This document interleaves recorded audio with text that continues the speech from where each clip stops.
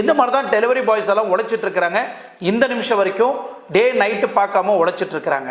Anyway இந்த content எல்லாம் உங்களுக்கு தெளிவாக புரிஞ்சிருக்கும்னு நான் நம்புறேன். எனக்கு தெளிவாக சொல்லுங்க, ஸ்விக்கி இந்தியாக்குள்ள எந்த இயர்ல வந்தது அப்படின்றத நீங்க தெளிவா எனக்கு எக்ஸ்பிளைன் பண்ணுங்க. Option A 2005, option B 2014, option C 2011, option D 2019. இந்த 4 இயரில் எந்த இயரில் ஸ்விக்கி இந்தியாக்குள்ளே என்ட்ரு ஆச்சு அப்படின்றத நீங்கள் என்னோட கமெண்ட்டில் தெரிவிங்க. அந்த கமெண்ட்டில் 10 பேரை நான் தேர்வு செய்து அவங்களுக்கு ஒரு ஸ்பெஷல் கிஃப்ட் கொடுக்குறேன்.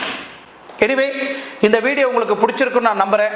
இதுக்கு மேலேயாவது ஸ்விக்கி ஜொமேட்டோவில் வேலை செய்கிறவங்கள கையெடுத்து கும்பிட்டு அவங்களுக்கு ரெஸ்பெக்ட் பண்ணுங்கள்.